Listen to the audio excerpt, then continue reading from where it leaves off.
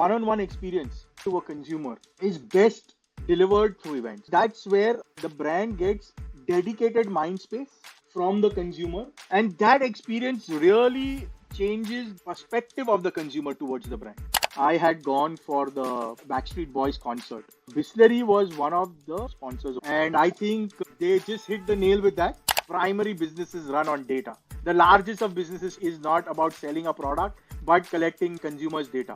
Facebook, Instagram is all about data collection. It would be great if an event guy could interact with platforms who could educate them, say, this is how it benefits your festival. And if there are platforms which are available, which are able to give the data to the core with analytics on it, this is going to help him plan for the next one better. And that is how it will, over a period of time, evolve and help him create better experiences. Hello, everybody. Welcome to another exciting episode of Live Events 2.0 by Formy. Today, we have an exciting guest. He has nearly 2 decades of experience in brand communication and brand solution, and his primary expertise lies in brand activations, especially through events. And he has worked with multiple brands, some of the bigger brands, including Hungama, Mahindra and Mahindra, before starting his own venture in the name of Mohar Experiential Marketing Private Limited.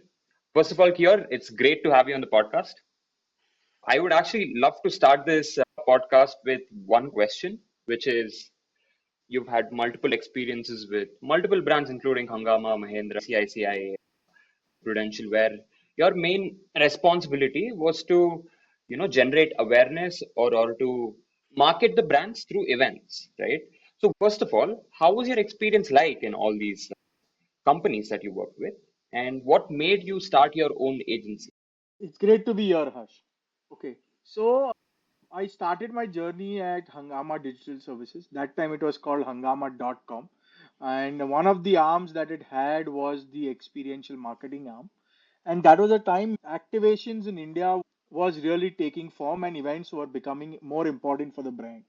And so I started my journey there as an operations executive and moved up the ladder over the years.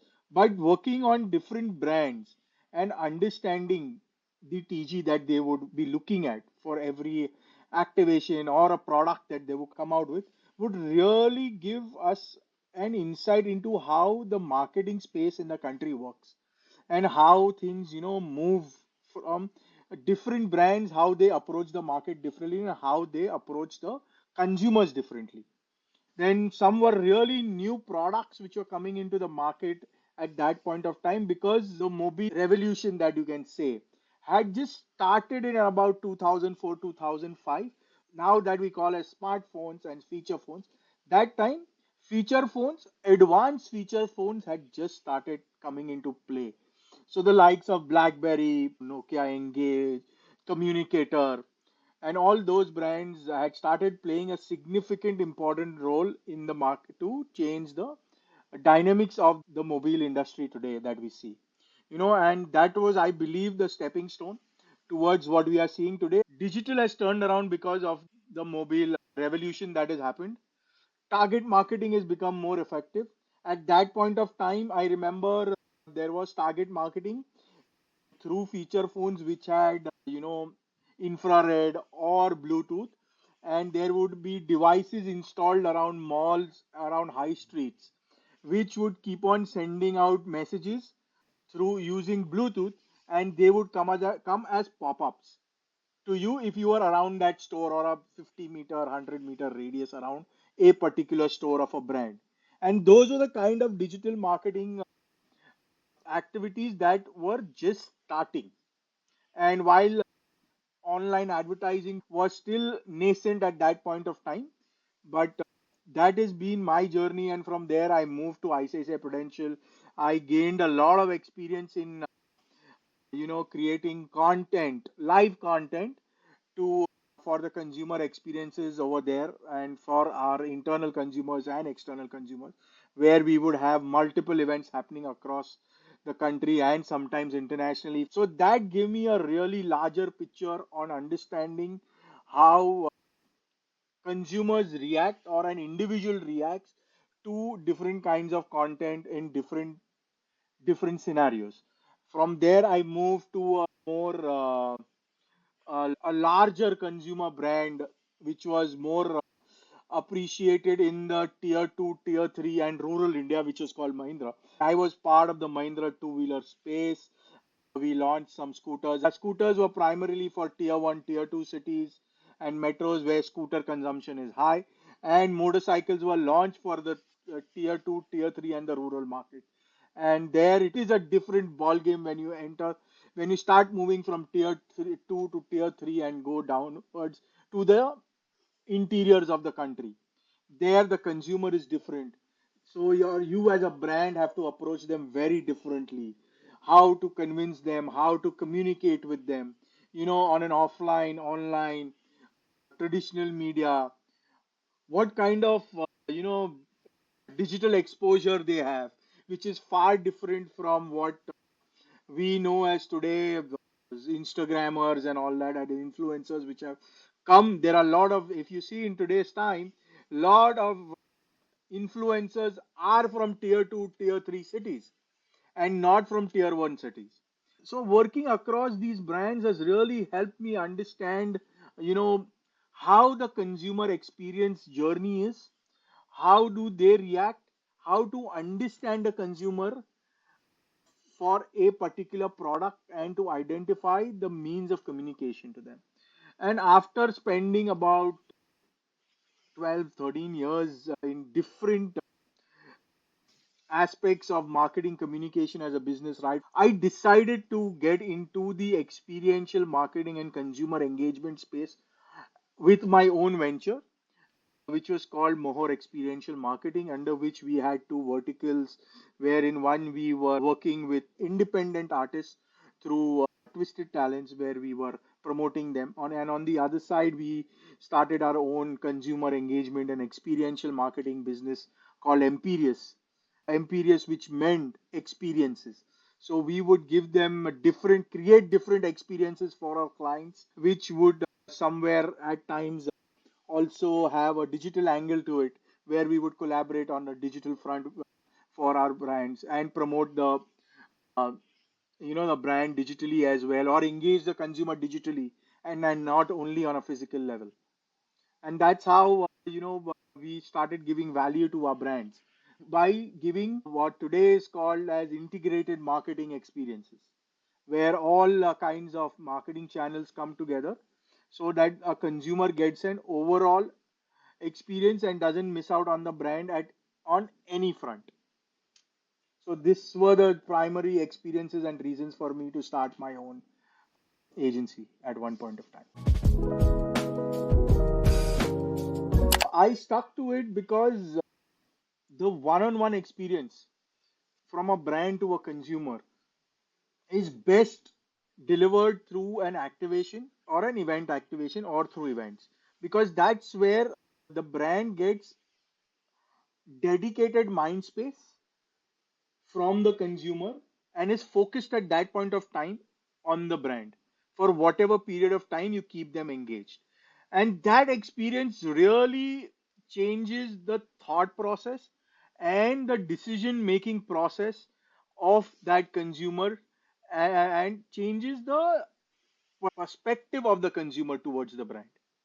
I'll put an example over here. I'll say there is a new electronics brand which just got launched about a month ago, and we Okay. have seen a lot of traditional media being spent, and primarily print media, in which they are spending money. But as a consumer, if I need to buy that product, I need to experience that product, because one, it does not have a reputation as such, so there is no history to the data which can help me in taking a decision or skewing towards it. Two is, till I don't experience the usability, how it looks, what is the quality, what are the parameters of it, at what price point is it going to be. I may go to a store, maybe at a mall, and I see a kiosk or a pop-up where they are actually demonstrating the product to me on a one-on-one basis, which is very different from a store experience, because in the store the executive is there to make a sale and not to promote a brand. So when I go to a brand kiosk and I am buying a television, or I want to buying a television, to bring that into my consideration phase, or to me into considering the brand as a option for any other established brand, the consumer experience really helps. The consumer engagement helps because in that, because it is customized to be pitched to me and to be put only for me, and there is no other, consumer or anybody else who is experiencing that at that point of time. It really creates a space in my head, and if they are successfully able to convince me on the USPs etc of the brand, it will come into the consideration set when I am going for a purchase. And then Got it. obviously, enhancing that purchase once the data is you know received by the brand, and when he is going and to, or when I'm thinking, so then target marketing through digital and all, which is an integrated part of marketing today, would help in creating a better experience for me and a better brand recall. See, the future of experiential marketing and the event industry is going to be IPs, because IPs, and or you may call which are called as intellectual properties, and which can be at different levels. They may be music concerts, they may be other festivals, cultural festivals, or wherever, because each of them. So when it's a music festival, also it is not a generic music festival anymore. They are specific to genres and specific audience attend them. And that is where I feel like, that because that is the future of the business in India, and that is the space where the consumer is there to enjoy. And if as a brand I am looking to connect with that kind of a consumer, would be the perfect space to be there for me to be visible to them, so that it becomes a good brand recall. If you take the example of Bacardi has been one of the pioneers in being associated with certain kind of music festivals, and Bacardi has been doing it consistently, not from now, but if you see, Bacardi music was there from early 2000s. So that vision, the brand had that vision for something to do with music. They wanted to associate, and that is why they started associating with more independent music artists and independent music festivals.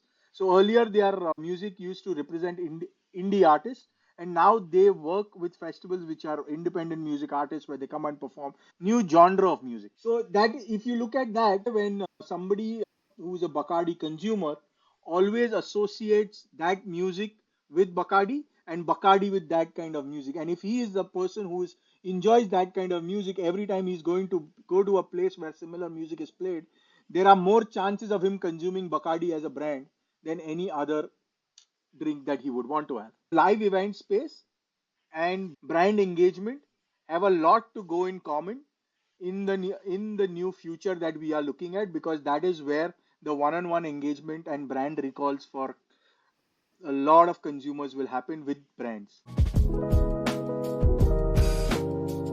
So, see, when organizing an event comes, there are multiple factors which play into it. When it comes as a brand custodian, there are different responsibilities and different things that you look at. And when you are an agency partner for the brand who is going to execute it, there is a different perspective to it. So I will explain both to you if you need, but I will start from a brand custodian's point of view first. When I was working with Mahindra or any other brand, the first idea was that, there is a budget which we would like to spend to do an event, whether it is a product launch or an activation. And from that, what messaging is to be derived out of it. So the primary is the brand positioning is very clear. Then the next thing is you would like to derive a message. What do you want the consumer to take home after experiencing that activation or that event? Okay, so that is what defines then the activity that you will want to do to engage them. So that is the primary thing that as a brand custodian that I would look at. But from an other perspective would be that I want to do an activity which is purely visibility driven, where I would be aware as a brand custodian, we would be a sponsor at any event or a large sporting event or a music festival or wherever. Now we as a brand, I would only associate with somebody like that, some property like that, only when I see that the genre or the sport is appealing to the consumer, to my consumer profile, which I am aware of through the research and sale of our product, that what kind of consumers are looking at us or are buying my products. So if there is, a large number of such consumer profile at an event like that, then I would like to be a part of such a event. Now, coming from the organizer's point of view, when an organizer is doing like a event for the brand, okay, for a brand or an activation, there is the brief comes from the client that this is what I need and this is the messaging. Come back to me with ideas. So once as an organizer or event partner agency, I will go back with ideas and a tentative budget. And then once the client approves it, we go ahead and deliver the event. And obviously, if the client needs data collection, etc., that happens. Now, coming from the perspective of an organizer who is going to organize his own IP or start an own festival or organizing a festival, there are a lot of phases through which the entire process goes through. First is identifying the space in which I would like to launch the IP in. Next is going to be, if after identifying the space, understanding the consumer of that space, that what will be the consumer that I would be looking at, and what is the, then once I understand the consumer profile, then is when I would start getting into the nitty gritties of, what kind of content would I want to bring on for that, and what are the kind of artists that would perform, then smaller details, then design ideas, everything. And that is when the entire, so that is the phase one of the organizing stage. The phase two Okay. would be once my design and, my thoughts and dates and everything are put into place, will be budgeting.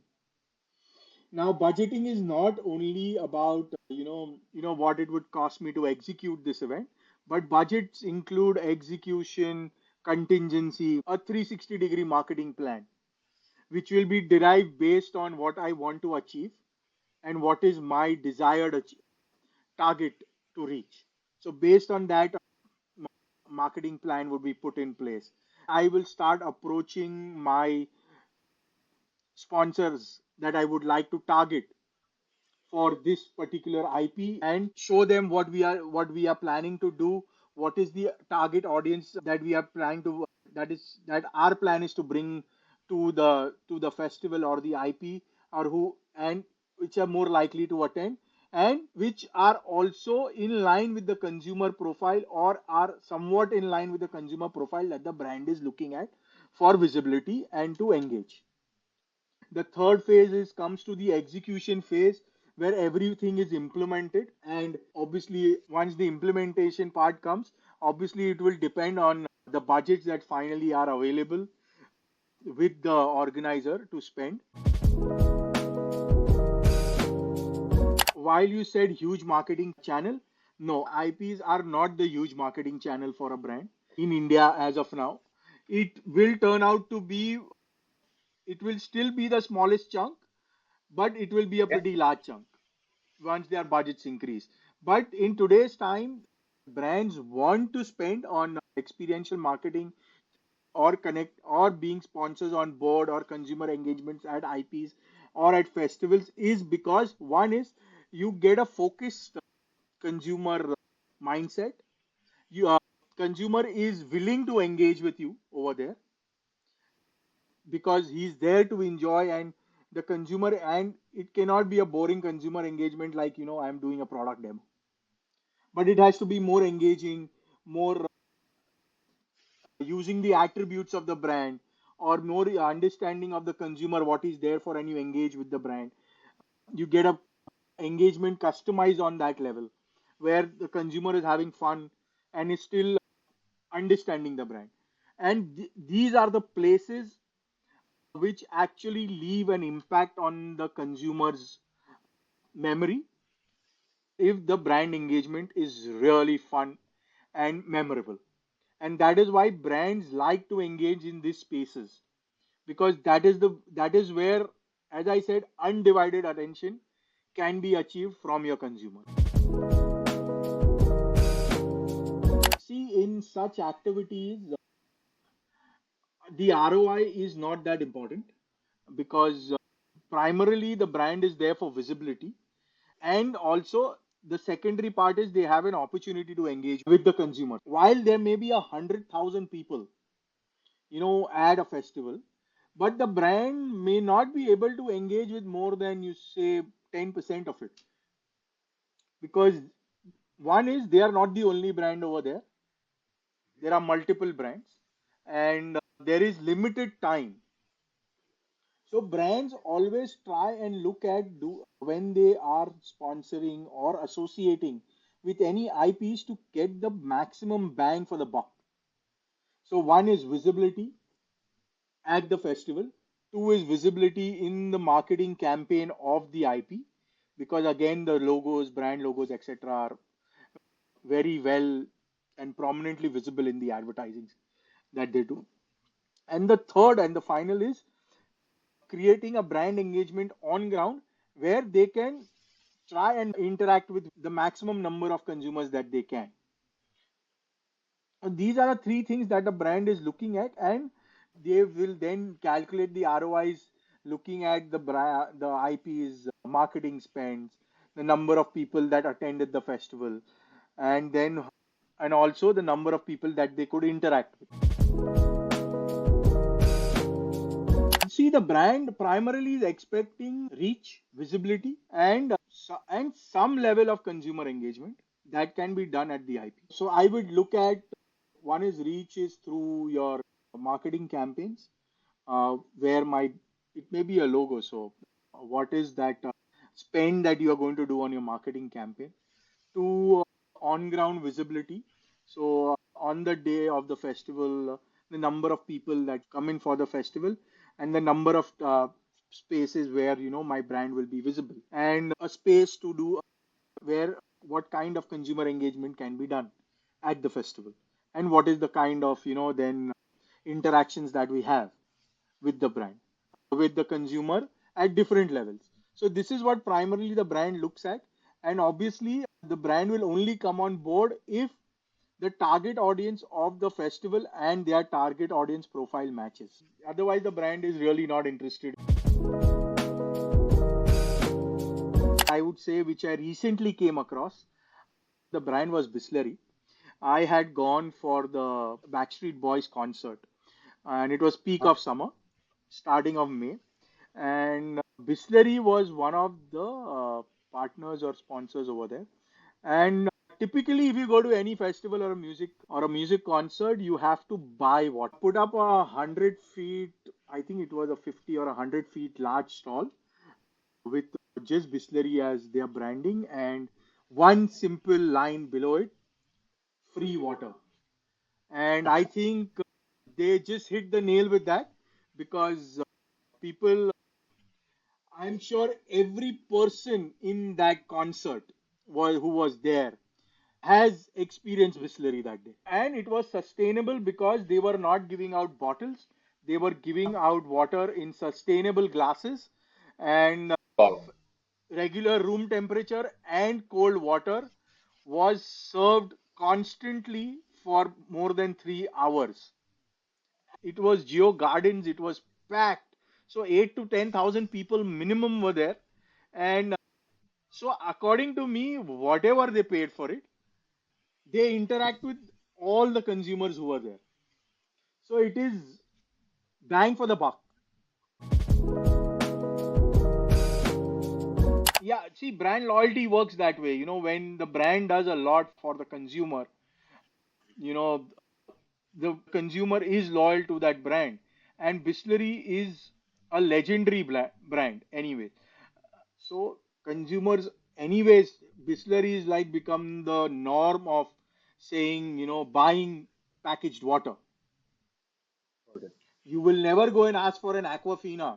You'll always go and say, boss, ek Bisleri dena. Because it's the oldest brand in the country. 100%. But with But with this, they have created more brand loyalty from the people who are already consuming, and they still keep on consuming that. 360-degree or an integrated marketing approach is when brands are looking at, passing out, having the same messaging going to their consumers through various channels. So, traditional media, which is print and television, new age digital media, and third is on ground engagements. So, all the three mediums, which is ATL, BTL, and digital, are talking the same language, are communicating the same message through various activities, is what is a 360-degree plan from a brand's perspective. When organizing an event or marketing an event, is like you are marketing your own brand. Okay, and that is how it is approached eventually. So doing a 360-degree for an or for an IP, for a music festival, for anything that we look at, is primarily going to be having a good robust media plan. So primarily in that, there wouldn't be television, but there would be print.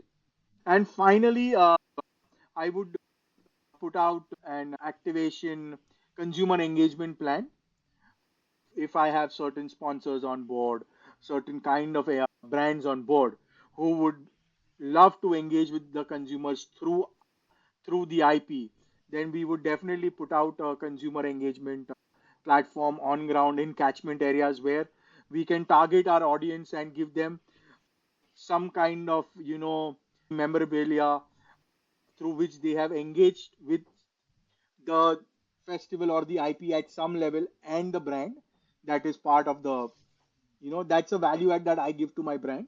For a Okay. festival, the 360-degree plan is not about visibility, it is about generating a sale. The role of offline in today's offline can push the consumer more towards being inclined towards buying a product or buying because the experience becomes one on one rather than one to many or many to one. So that I would say the key in doing an offline activity. How effective will it be for IP music festival? I cannot comment on that because that can only be tracked, I think, through people who are doing IPs or talking to them. But according to me, yes, if I'm able to give a feel of what they're going to experience at the festival, at that offline activity, I am sure that would change the perspective and bring more inclination towards. Data is pretty important in today's time for a marketer, and primarily data comes through digital if it is collected. So if there is a form or something to be filled up before disseminating information about the product or a brand. And as far as offline is concerned, again, data is captured manually, even if it may be in the fancy way of typing into a tab, but data is captured in offline marketing is a very important aspect of running an offline activation for any brand. And and that is how the data is mapped and captured with by brands. But from a brand's perspective, there are multiple activities which I would have done to connect with my consumer on ground to make them understand the product and what are they looking at and how are they looking at it and getting their feedback on the product as well. So those kind of research and those kind of data driven activities are done by all brands. If you ask me, one of the lead driven brands is Club Mahindra. Okay, Club Mahindra thrives on data because if they don't have data, they cannot approach new consumers to sell their Club Mahindra memberships. And their data collection is the most basic that anybody can do. There is a promoter standing over there with a raffle draw coupon. You give your data, they will give you something, and you win something. And if you then the next level is if you attend a meeting of Club Mahindra, there again the data is refined if you come in that, and there you win something, and then eventually the entire sale process happens. You know, So this is also a way of collecting data, which a lot of brands do. In today's time, primary businesses run on data. The largest of businesses today is not about selling a product, but collecting that consumer's data. Facebook, 100%. Instagram is all about data collection, correct?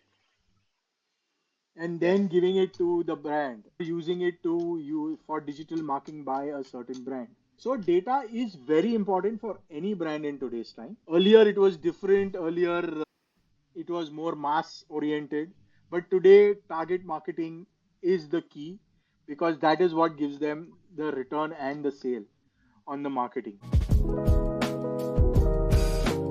One is for them the data collection is important, but to understand from an event organizer, IP organizer's perspective, it is a learning curve for him. From an executor, he's becoming a brand custodian and a marketer. So obviously he's trying to learn the ropes of the trick. He is trying to hire or engage the best of the people who can help him in doing that. So that is one. And also learning in that process, that and collecting the data is one important for him because there is a brand that he is launching in form of an IP, and once that data comes to him, it will be important for him to understand the consumer that he's reaching out to and get a consumer profile in place. And two, obviously, I don't know, but I'm sure most of the organizers would be looking at from a sponsorship perspective as well, to because the consumer profile then helps in closing a sponsor for their IP. And whether they are collecting or not, I'm not sure, but I'm sure they would try to, because that is what is going to help them to create a better experience for the consumers. And the and also it also depends on what platforms they are using, and I cannot comment on that because if they are till the time they're doing direct marketing activities, etc., not using a third party platform which does not share data or is proprietary data for that matter for them, because so till the time I'm sure they would be getting data for the marketing activities they would be doing, and through various online activation or offline activation, but they may or may not be getting the ticket sales data because the ticketing consumer is the person who's buying the ticket is the consumer of the platform on which he's buying, and that becomes the proprietary data of the platform. And depending on what's the agreement with the platform, then obviously different modalities, if the platform there is an agreement where they will share that data and the profile of the client, etc., etc. So that's what my understanding in this is, that while the organizers would be keen to getting that data, but there may be various modalities and different aspects which may be coming in between and hindering that process. So let me put it this way, it is, as I said earlier also, it is important for a market, because now an organizer come marketer because he's selling his own product and no more doing work for a brand who is the marketer over there. So getting data for my own product that I'm trying to sell, which is primarily an IP or a festival or whatever I'm doing, is very important from my point of view. And to, being an event guy, obviously there is some exposure to digital marketing because we work with brands who are into digital marketing. Who so most event organizers and most event companies work with brands, and there is always a conversation, digital, this, that. So there is some exposure to that. Obviously, it would be great if they could interact with platforms, who could actually educate them deep down, say this is how it benefits for your festival or for the kind of experience that you want to create. And if there are platforms which are available which are able to give the data to the core with analytics on it, you know that would really help an event organizer who's getting into the IP space, because that is the perspective that he will need for the next leg of his journey, after doing the first one. After executing the first one, all this data is going to help him, you know, plan for the next one better, or the next season better. And that is how it will, over a period of time, evolve and help him and them create better experiences.